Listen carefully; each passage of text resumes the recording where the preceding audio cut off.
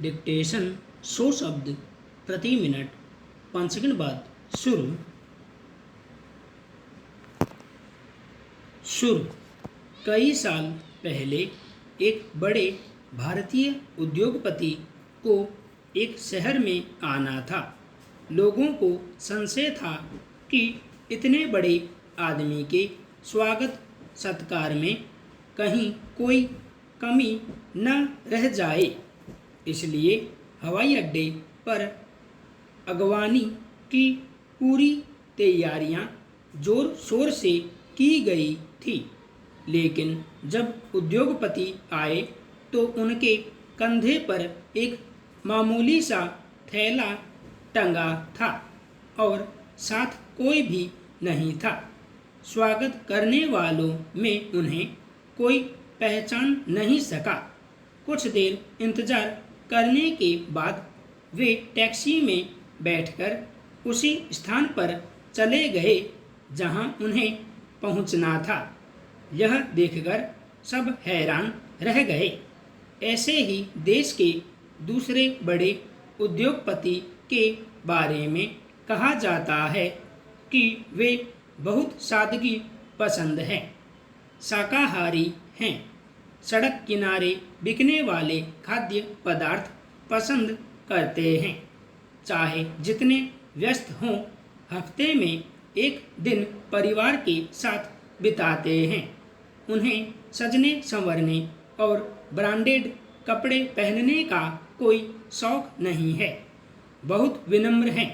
इसी प्रकार की बातें अक्सर हम दुनिया भर के कई अमीरों और ताकतवरों के बारे में सुनते हैं कि कैसे महंगी कारों का काफिला होते हुए भी वे साइकिल पर या पैदल चलते हैं। उन्हें ब्रांड के मुकाबले पटरी बाजार से चीज़ें खरीदना पसंद है। अपने बगीचे की घास वे खुद काटते हैं, पौधों में पानी देते हैं, बाजार से सामान खरीदकर खुद लाते हैं। समाज सेवा के कार्यों में वे बहुत दिलचस्पी लेते हैं और अपनी आय का बड़ा हिस्सा इस पर खर्च करते हैं। उन्हें अध्यात्म भी बहुत लुभाता है। सवाल है कि अब क्या सचमुच हमारे समाज में सादगी के मूल्य बचे हैं? आम आदमी का हाल क्या है? ब्रांड वाली चीज़ें मजबूत और देखने में अच्छी होती होंगी, लेकिन दशकों से तमाम व्यापारिक हितों के जरिए इन्हें हमारी आर्थिक स्थिति और सामाजिक हैसियत से इस तरह से जोड़ दिया गया है कि अगर ब्रांड नहीं तो हम जीने के लायक नहीं। ब्रांड से दुनिया भर के अमीरों का मुनाफा जुड़ा है। अब हो सकता है कि ये व्यापारिक हित दुनिया और देश के उन अमीरों के ही हों जिनकी सादगी के किस्से सुनकर हम चकित होते हैं, उन्हें आदर्श मानते हैं और सोचते हैं कि इतना पैसा फिर भी न दिखावा न घमंड। अक्सर मिलने के लिए गांव से नाते रिश्तेदार आते रहते हैं। उनकी जीवन शैली पर ब्रांड के जादू का खासा असर दिखता है। कपड़ों, जूतों, चश्मों सब पर बड़े बड़े ब्रांड के नाम छपे रहते हैं। वे कहते भी हैं कि तुम बड़े शहरों में जो कपड़े या जूते पहनते हो, जो बैग रखते हो, हम भी वैसा ही कर सकते हैं।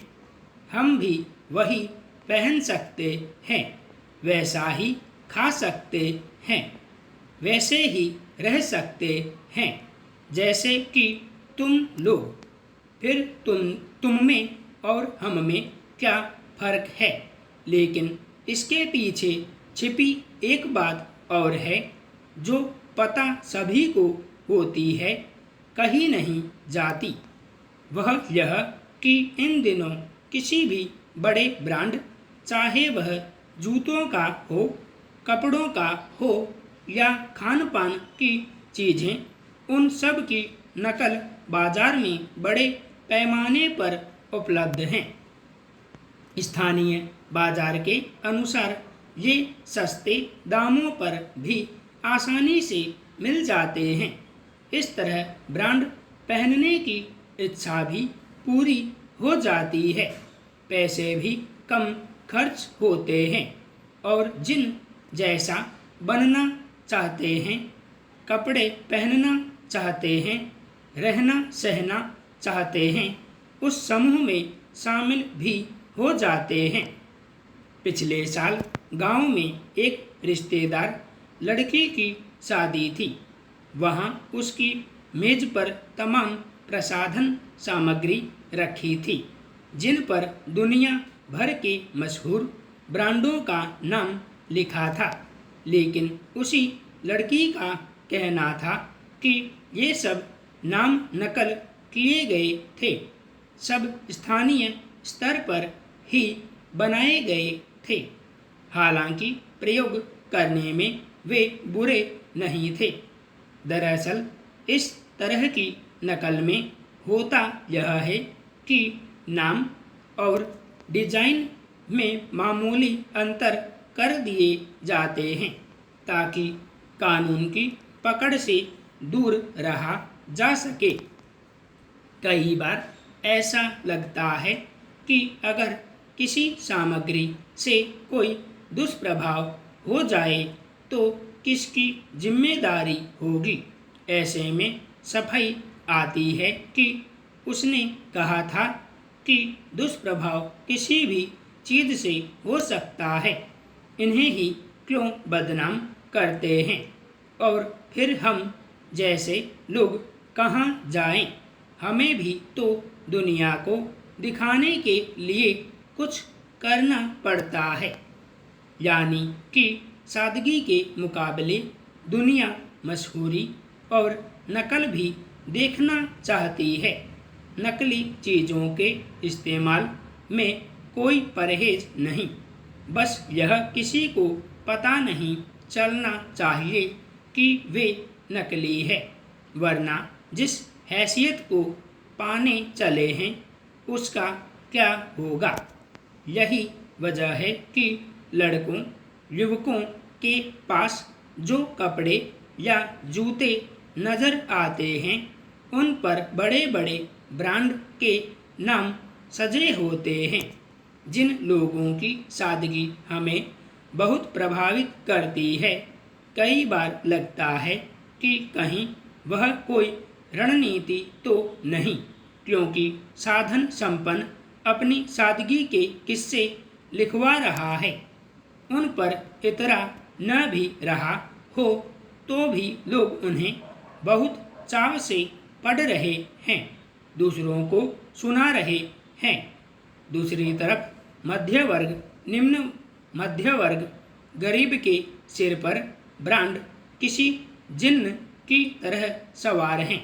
जेब में चूंकि उतने पैसे नहीं तो नकल ही सही।